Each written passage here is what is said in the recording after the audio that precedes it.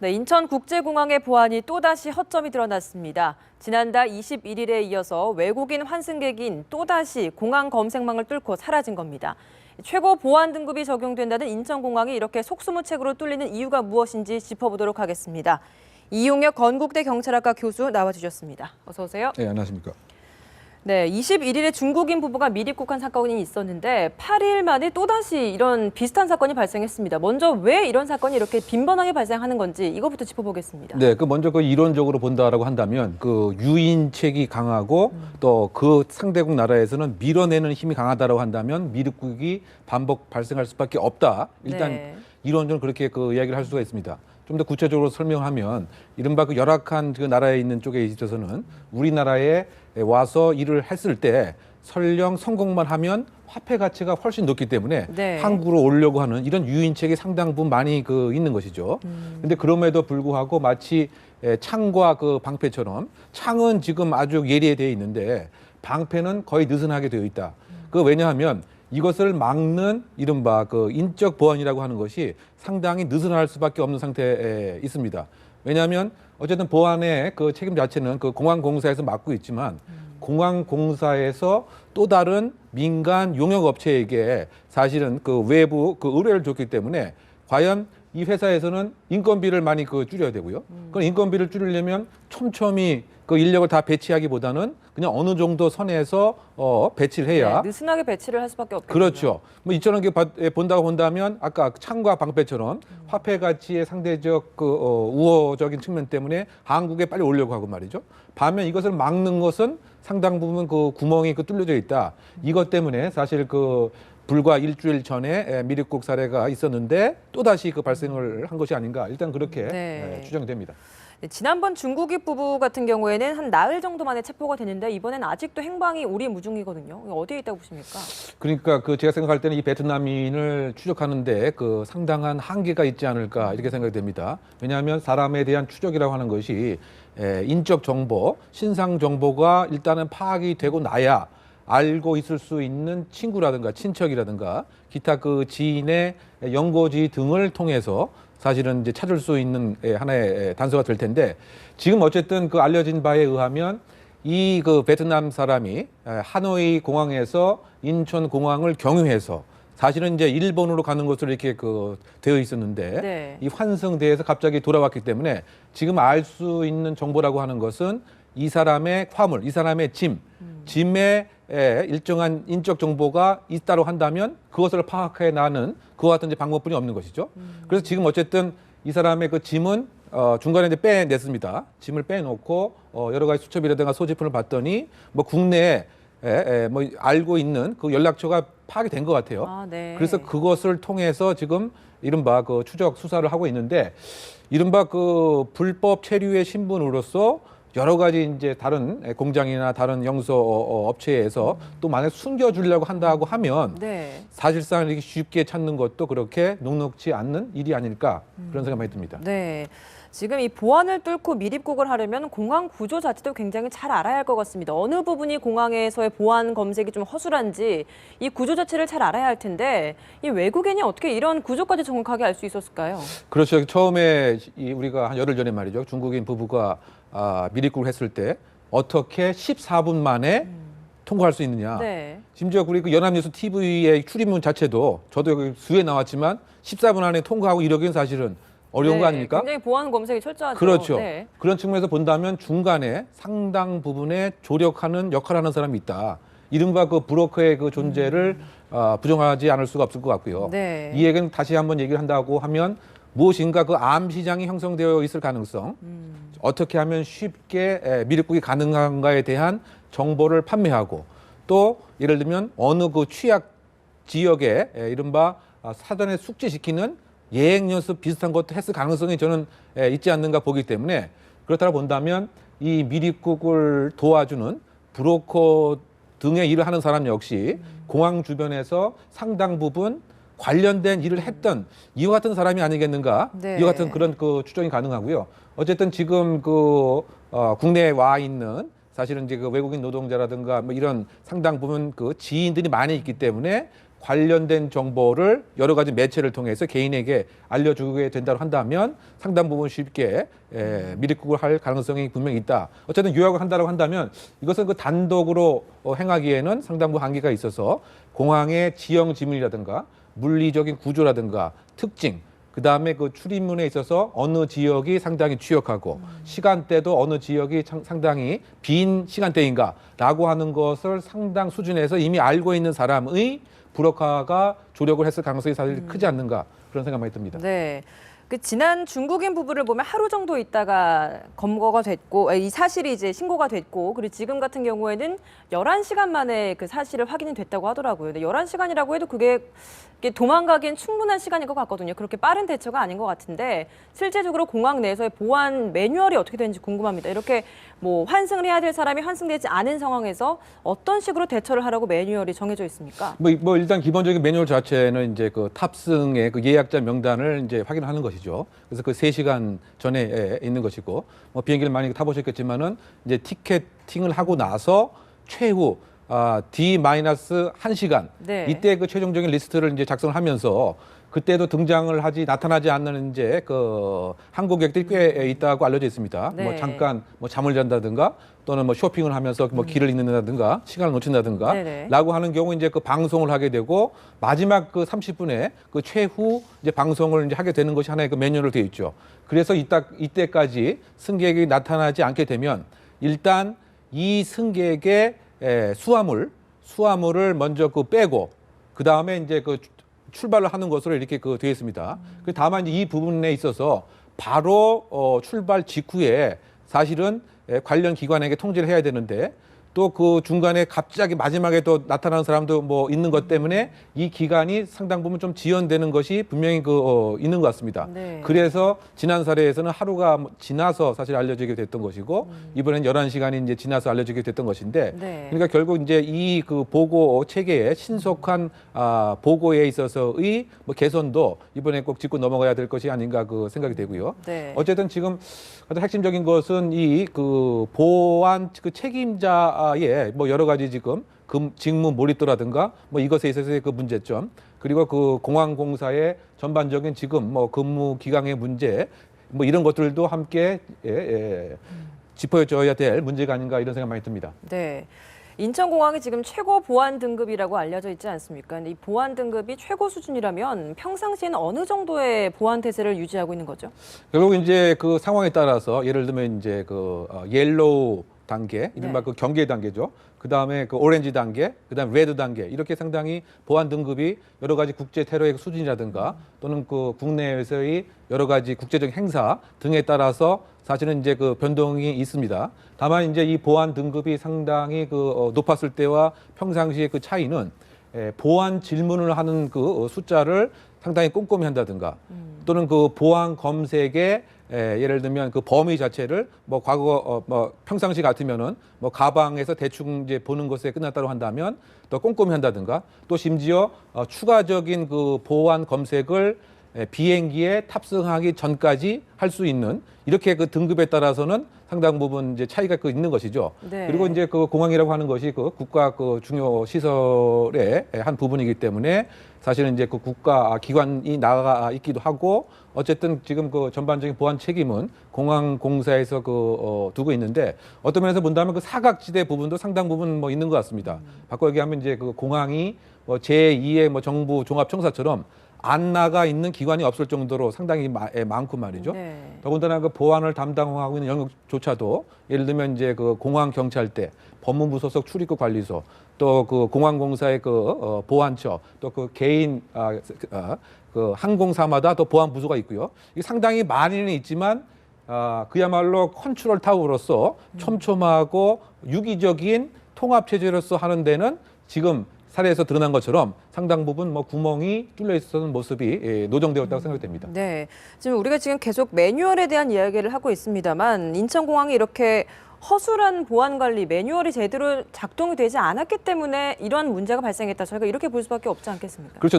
나름대로 그 서류 철회 매뉴얼은 분명히 있으리라고 생각됩니다. 그런데 이것이 현장에서 매뉴얼이 현실화되고 있느냐 이 문제에 있어서 구멍이 뚫린 것 같은데요. 네. 뭐 어떻게 본다면 지금 인천공항공사 사장이 현재까지 그 공석 중이고요.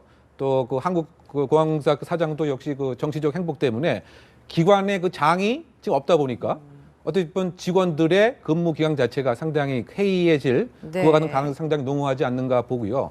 또 그 외국 같으면은 그 미국 같으면은 그 9.11 테러 이후에 그야말로 그 국토안보청이라고 하는 것을 따로 만들어서 공항에 있어서 보안과 검문 검색만을 그야말로 전종하는 공무원 네. 신분을 마련한 것이죠. 그러니까 나름대로 국가 의식이라든가 사명감 그리고 나름대로 직무 몰입이 그 충분한 수준에 있는 것이지만 지금 현재 상태 우리는 이 보안 업체에 외주를 주다 보니까 소위 말해서 뭐 3+2의 법칙으로 이렇게 계약을 하고 있습니다. 바꿔 얘기하면 3년간 일정한 계약을 하고 나서 아무런 문제가 없게 되면 2년을 연장하는 뭐 이런 형태로 되어 있는데 이 민간 경비 업체의 그 실상이라고 하는 것이 사실은 이제 그 급료도 상당히 낮을 뿐만이 아니고 거기에 이제 근무하시는 분들이 불과 2년 뭐 3년 안에 다른 직장으로 옮기는 이직률도 상당히 그 높단 말이죠. 네. 그러다 보니까 정말 그 나의 일처럼 또는 국가의 그야말로 그 안보를 지킨다라고 하는 천병으로서의 그 사명감으로 일을 하기보다는 상당 부분 사실은 이제 그 급료도 낮고 또 전문적인 교육을 받을 기회도 상당 부분 제약되어 있기 때문에 유학을 한다라고 본다면 기관장도 공석이고 그 안에 근무하는 근무 요원도 상당히 근무 태도와 근무 기강 자체가 해이해질 수밖에 없는 그와 같은 문제가 이번에 한꺼번에 노정된 면도 상당 부분 있다고 보입니다. 네. 지금 9.11 테러 이후에 미국 사례를 좀 언급을 해주셨는데 외국 사례 좀 더 궁금합니다. 지금 8.2 테러 이후에 전 세계적으로 테러 위협이 굉장히 고조돼 있다 보니까 이 국내로 들어오는 첫 관문인 공항에서의 검문 공세가 굉장히 강화됐을 것 같거든요. 해외 사례 좀 더 짚어주시겠습니까? 그렇죠. 아주 우리가 생활 자체가 불편할 정도로 해외 공항을 가게 되면은 여러 가지 그 절차가 있을 뿐만이 아니고 최근에 들어서는 이른바 그 첨단 장비 역시 그 주변에 배치해 둡니다. 근데 그 얘기 뭐냐면 테러의 용의자의 색출을 위해서 심지어 그 뇌파의 색깔의 변동까지 찍을 수 있는 기계도 사실은 우리가 모르는 곳에 두고 있습니다. 그 얘기는 뭐냐면 테러를 하기 직전에 생기는 심리적인 불안감이라든가 네. 상당한 긴장감 자체가 뇌의 특정 부위에서 발견이 될 수가 있는 것이죠. 네. 그래서 이것을 촬영을 하는 경우 또는 심지어 눈동자 안구의 그 이동 속도 이것까지 이제 특정을 해서 그와 같이 상당 부분 불안정하고 정서적인 요동이 있는 사람들을 대상으로 해서 집중적인 보안 질문을 합니다. 그러니까 우리가 생각하는 것 이상으로 공항이라고 하는 것이 사적인 개인적인 프라이버시가 많이 양보가 되는 것으로 다른 나라에서는 공항의 보안을 유지하고 있고요. 네. 또 그 예를 들면 정복 경찰뿐만이 아니고 사실은 사법 경찰이 많이 공항 안에 있습니다.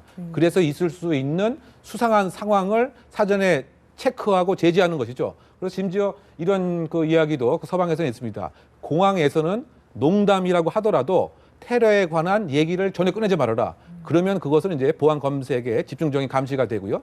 또 한편으로 봐서는 입국하기 전에 이른바 그 빅데이터의 활용을 통해서 사전 정보를 정확하게 많이 파악하고 있는 것이죠. 이번 비행기에는 일정한 목적으로 상당히 미입국의 가능성이 있는 사람이 있다든가 뭐 이런 식의 구체적이고 입체적인 보안 경비가 이루어지고 있는 것이 외국 공항의 대표적 특징이 아닌가 생각됩니다. 네. 인천공항에 허술한 점이 또 하나 드러났던 게 있었습니다. 어제 인천공항에서 폭발물 소동이 있지 않았습니까? 30분여 만에 마무리됐다고는 하는데 아직까지 용의자가 누군지도 오리무중입니다. 누가 왜 이런 일을 저질렀다고 생각하십니까? 어쨌든 그 발견된 그 물체 자체가 그 부탄가스, 그다음에 라이터, 그다음에 그 과일 껍질 뭐 등입니다. 그 내용물도 참 독특했어요. 네, 뭐 독특했는데 어쨌든 거기에 예를 들면 폭약이라든가 또는 이것을 연계시킬 수 있는 뭐 기타 장치가 발견되지 않았기 때문에 그나마 일단은 그 다행이라고 생각을 합니다. 네. 근데 그럼에도 불구하고 이 화장실이 아직 보도에 제가 뭐 정확하게 보도에 나오지 않아서 이것이 막 이를테면 입국장 안에 화장실인지 아니면 입국장 밖에 화장실인지 보도에 의하면 입국장 근처에 있는 화장실이다. 네네. 이렇게 나왔기 때문에 이것이 아닌지 밖인지 잘 아직 알려져 있지 않은 것 같아요. 만약에 바깥이라고 한다면 그냥 승객이나 기타 주변인 사람들이 할 수도 있기 때문에 그런데 만약에 입국장 아니라고 한다면 그와 같은 부탄가스 이런 것들을 어떻게 소지하고 입국장 안으로 들어갈 수 있느냐. 네. 이와 같은 이제 문제점이 분명히 있을 것 같고요. 또 이것이 화장실이라고 하는 특수 공간이다 보니까 CCTV에 뭐 설치 같은 것이 상당 부분 한계가 있을 수밖에 없었던 것 같습니다. 이제 그럼에도 불구하고 어떻게 본다면 사전 징조라고 하는 측면에서는 상당 부분 우리가 경계의 끈을 늦추지면 안 될 것 같다. 바꿔 얘기하면 이제 항상 사고라든가 테러라든가라고 하는 것이 사전에 유사한 징조와 징후가 분명히 있습니다. 그래서 몇 달 전에 이를테면 코엑스의 테러 단체 연계 조직이 코엑스의 특정 지역을 폭발하겠다. 이와 같은 네. 얘기도 있었고요. 또 공항에 대한 폭파도 하겠다. 대한민국 공항을 다 폭파하겠다. 장난 전화일 수도 있지만 네, 전화도 있었죠. 그렇죠. 이와 같은 입장으로 봐서는 화장실 안에 부탄가스가 설치된 것에 대해서 우리가 상당 부분 경계심과 대비를 해야 되지 않는가 보입니다. 그 내용물도 좀 보면요. 테이프로 감긴 부탄가스도 있었고 라이터용 가스, 생수, 또 기타 줄에 특이하게 묶인 채소 껍질 이런 것들도 있었다고 하더라고요. 폭발물이 의심되는 물체는 이해가 갑니다. 근데 채소 껍질, 기타 줄 이런 것들은 저희가 어떤 의도로 놨다고 볼 수 있을까요? 글쎄요, 이제 그런 부분은 이제 예를 들면 몇 가지 추정은 가능합니다. 이를테면 테러범이 아닌 경우에는 예를 들어서 정신적으로 조금 이제 비정상적인 사람이 많은 사람들의 이제 관심을 갖기 위해서 상당 부분 조작하는 입장에서 내가 이와 같은 것을 설치하고 발견이 되면은 많은 언론과 많은 사람들이 이렇게 움직이는 모습 또는 이제 국가경찰기관과 사법기관이 출동하는 모습 이것을 보면서 나름대로 희열과 왜곡된 성취감을 느끼려고 하는 이와 같은 소행의 사람도 하나가 있고요. 네. 또는 이른바 만약에 이게 테러라고 하는 쪽에 우리가 염두를 두고 가상적 시나리오를 한번 추정을 해본다고 한다면 나름대로 국내에 여러 가지 문제에 대해서 반감을 갖고 있는 자생적 테러범이 되고 싶은 사람이 일정한 위협과 협박을 통해서 한번 체크를 해보는 이와 같은 상당 부분의 가능성도 배제는 할 수가 없는 것이 아닌가 생각됩니다. 네, 조금 전에 입국장 바깥이냐 아니냐 이런 화장실의 위치에 대해서 이야기가 나왔었는데 입국장 바깥에 있는 화장실이었다라고 합니다. 입국장 밖에 있었던 화장실 안에서 발견된 폭탄 의심 물체에서 메모지도 오늘 같이 발견됐다라는 이야기가 나왔습니다. 내용을 보면 아랍어로 된 마지막 경고라는 문법이 좀 틀린 문구가 있었다고 하더라고요. 이건 IS의 소행과 저희가 연관을 해 볼 수 있는 건지 조심스럽습니다. 어떻습니까? 예, 현재까지 알려진 바에 의하면 이제 그와 같은 아랍어 자체가 자필로 적어진 것은 이제 아닌 것으로 생각되는 것 같아요. 그리고 컴퓨터로 네. 인출이 됐다고 하더라고요. 네, 컴퓨터로 프린트아웃 출력이 출력됐습니다. 된 것이고 그 내용의 아랍어의 수준을 봤더니 정확한 것이 아니고 상당 부분 문법적인 오류가 있기 때문에 이른바 구글이라든가 기타 번역기를 통해서 일단은 번역을 한 상태에서 출력을 한 것이 아닌가 이렇게 생각이 되는 것이죠. 예. 그렇다고 본다면 우리가 생각하는 IS가 우리나라에 이른바 파견이 됐다든가 이런 것은 아닐 가능성이 좀 크지 않는가. 국내에 있는 IS 추정 세력이진 않을까 싶네요. 그렇죠. 두 가지죠. IS를 상당 부분 따라하고 싶어하는. 예. 왜냐하면 우리의 김군 역시 네. IS의 사이버 공간에서 선동선전에 의해서 출구를 한 적이 있지 않았습니까? 그래서 이른바 IS 동조 세력의 가능성이라든가 또는 최근에 외국인 노동자 중에서 예를 들면 대구에서 근무했던 사람이 우리나라를 떠나서 IS 전선에 실제로 참가를 했다가 신분증이 발견됐죠. 대구에서. 예. 또 SNS 활동을 통해서 모의 M16, 남북할 그리고 나는 시리아에서 그야말로 이제 충성을 다하고 싶다. 이와 같은 얘기를 한 적도 있었죠. 그래서 혹시 극단적인 이슬람주의를 신봉하는 이와 같은 유사한 사람들이 한국의 존재감과 일정한 현재 IS 영향력을 계속 전파 유지하기 위한 방법이 아닌가 생각이 되고요. 네. 그럼에도 불구하고 IS가 최근에는 이른바 중동 지역뿐만이 아니고 이슬람 지역을 벗어나서 아시아로까지 확대 하는 여러 가지 전략적인 상황들이 많이 노정이 되고 있습니다. 그래서 지금 설령 프린트로 문법적인 오류가 있는 상황이라고 하더라도 IS의 가능성 자체를 전혀 배제할 수는 없는 것이 아닌가 봐야 될 것 같고요. 네. 이런 측면에서 지금 야당 여당에서 논의되고 있는 테러 방지법의 필요성이라든가 이런 것도 다시 한번 좀 더 심도 있게 빨리 뭐 처리가 될 필요도 있는 것으로 봐야 되지 않는가 이런 생각 많이 듭니다. 또 한편으로는 좀 궁금한 게 의문이 드는 게 지금 이렇게 IS냐 아니냐 뭐 추종 세력이냐 이런 이야기들이 언론에서 많이 떠들다 보니까 누군가가 장난 삼아서 일부러 그런 식으로 IS 추종 세력이 아님에도 불구하고 그렇게 장난을 치지 않았을까 이런 생각도 들거든요. 그렇죠. 거기 만약에 그런 장난이었다면 이런 사람은 어떤 처벌을 받게 되는 겁니까? 일단은 이제 그 공무집행 과거 같으면 말이죠. 그냥 경범죄 그 처벌법으로 끝나곤 했습니다. 네. 하지만 이제 이와 같이 그 심각한 국가적 위해에 공포감을 주고 네. 또 많은 그 공권력이 이렇게 불필요하게 나가 출동하게 되면 네. 다른 정말 중요한 순간에 못 나가게 되죠. 그래서 이제 최근에는 공무집행 그 방해로 엄격하게 처벌을 하고 있는 이런 상황입니다. 네. 따라서 뭐 장난이라든가 혹시 나의 영향력을 왜곡되게 확인하는 이와 같은 잠재적인 사람들은 내가 아주 중한 처벌을 받을 수 있음을 반드시 알고 있을 필요가 있지 않나 보입니다. 네. 네, 끝으로 이제 인천공항에서 계속 이렇게 속수무책으로 뚫리지 않도록 앞으로 어떤 보완책이 좀 마련돼야 할 것인지 한 말씀 부탁드립니다. 기본적으로 그 우리가 보안이라고 하면 기계적 보안과 그 인적 보안으로 나눠져 있습니다. 기계적 보안은 첨단 장비라든가 CCTV, 최신 기계 경비를 통해서 하는 방법인데요. 뭐 이것은 상당 부분 우리가 이루어져 있는 것이죠. 그런데 인적 보안, 그러니까 사람이 면밀하게 감시한다든가 사람이 면밀하게 그 보안 질문을 한다든가 이 부분에 있어서는 지금까지 설명드린 바와 같이 많은 취약점이 있습니다. 따라서 그 인천공항이 국제공항의 1, 2, 3위를 다투는 서비스 지향적인 성취는 있었지만 보안에 있어서는 국제적 기준으로 보시면 상당 부분 미약하다. 따라서 지금 그 인적 보안에 시급한 보안 장치가 반드시 있어야 되지 않나 생각이 많이 듭니다. 네, 오늘 말씀 여기까지 듣겠습니다. 지금까지 이용혁 건국대 경찰학과 교수였습니다. 고맙습니다.